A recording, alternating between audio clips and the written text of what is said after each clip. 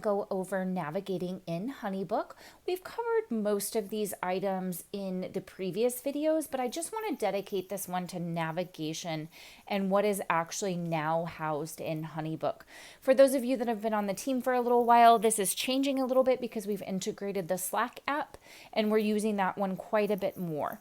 So here we go. Let's pop over to HoneyBook. You're going to see that I'm already logged in and I'm still logged in as Misty. I've been using her profile just to make things a little bit more similar view to what you guys view. So when we pop in, anytime we open it, we're in the projects tab. So this is our main home base. I think this is the easiest place to navigate from. And I want to simply remind you that when you do jump in here, if you haven't been in for a while, it's going to sort this by recent activity, which I find silly. I don't think that that makes any sense at all. So I recommend that you sort, when you pop in, you sort by project date, then you can see just what you have coming up in the near future, okay? And that's in active projects. You can jump in there, or you can jump in proposals signed, or you could see that you had some proposals outstanding. That's all at the top, and we went over that in wedding assignments. The other tab you're going to want to maybe look at from time to time is the calendar tab. Now, when we pop in here, it is a week view at a time. You can click the little drop down and it will bring you up a month view. You're going to see blue dots and orange dots.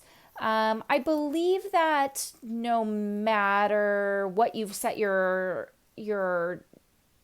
desktop colors to be, this is still going to show up in blue and orange on these little dots, but I might be wrong on that. Now, the interesting thing is though, even though that we've deselected all the other projects, all the other people on the team, everything else except for ourselves, on the app for some reason, it still shows every wedding. So for example, let me show you this. On the 18th, it says we have a wedding from 1 to 3:30, Mackenzie, down in Bella Vista. Misty is not on this wedding. I know this for a fact because it is my wedding. So if Misty were try to click on this, it's going to say that it's opening the project, but it will never open. Like, she doesn't have access to this project because she's not assigned to it. And unfortunately, like I said, this is a HoneyBook thing that we don't have any control over changing. So the calendar view right now isn't always the most useful, but if she knew that she had a wedding on the 20th, she can see that, oh yeah, she's on Kylan. And if she wants to double check that, she clicks on it and it will actually open. So if you are on the wedding, if you are actually scheduled on the wedding, it will open for you. So let's go to another date where there's like not a bunch, but there's multiple weddings happening. I think the 4th. Yeah. So on the 4th, there's multiple weddings happening. So obviously Misty cannot be at two places at once. So I can't remember which one she's on. So let's click on it. Let's click on Jennifer Marsh. Okay, well, she's obviously scheduled on, Jennifer Thompson. Wow, I mishmashed those two names together. So she's obviously scheduled on Jennifer Thompson. So this is where she could jump in and she could see the details for that wedding. Remember that in HoneyBook, we've got our booking agreements and we've got our addresses and all of that sort of time, date, information on our details screen. So for example, if she tried to click on Hannah Marsh's, she can't open it because she's not scheduled. I know that's a LaDonna and Autumn wedding, so they're the ones that are scheduled on that. So this is just kind of a weird little HoneyBook glitchy thing that unfortunately we don't have any control over. So as we scroll down, let's actually scroll back up a little bit. So like I said, we've got the blue dots. Those mean weddings. And then we've got these orange dots. Orange dots can mean a few things. In this instance, they mean, for Misty, they mean a bridal trial. So this is Misty's project. She has a bridal trial with Katie Hart, or had a bridal trial. This was a couple days ago. But right here, you can see on this, if she clicks on this, she'll be able to open up the meeting. So this is a little bit different than the way that weddings are scheduled. Team leads, this is good information for you guys. The rest of you, it won't really affect you so much. But this goes through the scheduler app, or the scheduler segment of the HoneyBook app. And so you can jump in here and see all the details there. If you want to go to the project, you simply click on the little, I guess that's a briefcase, the little briefcase next to her name.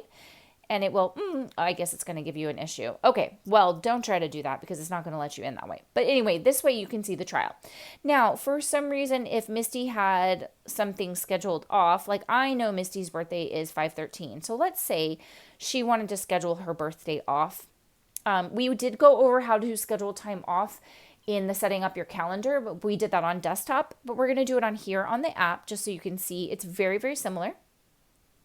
You're going to jump in here and you are going to select, I did the little plus button, and you're going to select meeting, okay? You don't want a task and you don't want to create any files. So remember that we type in our name so that I know who it is, and then we put time off. You could put vacation, you could put whatever you want here. This is the start and end time, she could select those, or if it's time off, typically it's going to be the whole day. So we mark the little whole day box. And then we don't want to connect it to a project, so we're just going to skip that section, and then we're going to hit save. And it's going to ask us again, no related project. So anytime you do time off, there is no related project, okay? That is exactly how that works, and that's how it should work. So let's click back over. This is another weird little glitchy thing too, where it just doesn't show right away that she's scheduled time off. But I believe, I don't know. Anyway, another weird glitchy thing. But, because I did it on the wrong day. You guys, I didn't go in and change the date. So it scheduled it for today. So that's where it is. That's how it should have popped up. Okay, so let's go back and demo how to delete that. You simply open it and you go to the little trash can right there. Yes, delete. You would only ever want to delete things that you created yourself. So if there's like a trial in there or a meeting that is like a team meeting, don't delete those. Only delete something that you have created yourself. Okay, so we've gone over the projects little button at the bottom. We've gone over the calendar. Create is going to be for you to create a meeting. Let's see. Let me do this a different way and see. I really kind of wanted to see this a different way, but I guess that's the way to do it now. Okay, anyway, so create is where you're going to put in your time off and you're going to schedule that as a meeting. And then this tools tab, I just want to show you really quickly. If you pop in here, you're likely going to have some tasks in this little task icon in your upper right hand corner. Those tasks are tasks that I have assigned for myself within your booking agreement. So let's pull this up. And let's see that in like Allison Johnson's project, I need to schedule Misty for some touch-up hours. And then on Christina Smith's, I just need to confirm that the booking agreement was signed, and the same thing with Harley Strickland. So these are my tasks. This is one of those things in HoneyBook where you guys see them too, but you don't need to do anything here, and please don't do anything here. Don't ever check these off, because then things on my end will not get done. These are totally for me. You can completely ignore them. And then the other cool thing that I wanted to show you down here was this breathe function. So we're going to go to this. This is like a little meditation app. This is something really great maybe to do before a wedding, after a wedding, during a wedding if you're feeling flustered for some reason. That usually doesn't happen in our weddings, but once in a blue moon. So I think it takes you through like 5 rounds of breath. You can do this anytime you want to. I'm talking my face off right now and I'm feeling relaxed just watching the little blue dot expand and contract. So anyway, I'm going to close out of here. That is something that you can enjoy at your leisure. And then we've got a few more things down here, but really you're not going to need to worry about anything on this screen with the exception of the Breathe app. And then the Tasks app you will just leave alone. The last tab that we have down at the bottom is notifications. This is where all of those notifications for the task reminders show up. So once again, you can completely ignore this. You do not need to do anything. You can clear them from time to time. That is totally fine. You can clear notifications. Please do not clear tasks, okay? So just make that little distinction there.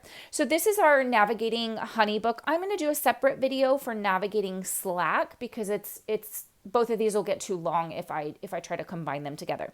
So hopefully that gets you feeling a little bit more comfortable with HoneyBook. Like I said, you're mostly looking in here for your booking agreements and confirming times and locations and using the calendar if you so choose to do that.